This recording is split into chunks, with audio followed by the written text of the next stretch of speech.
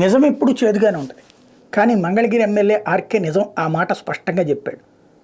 దాన్ని తప్పుగా వక్రీకరిస్తూ ఇక్కడ ఈనాడు, జ్యోతి లాంటి కథనాలు రాస్తాయి.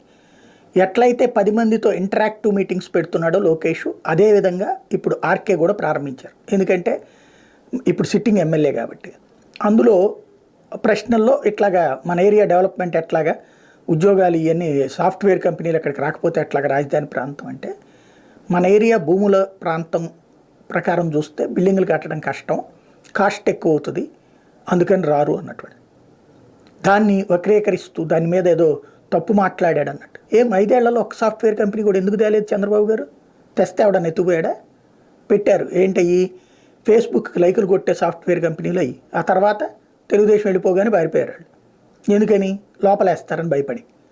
సాఫ్ట్వేర్ కంపెనీలు పోనీ చంద్రబాబు గారు కుప్పంలో ఎందుకు పెట్టలేకపోయారు?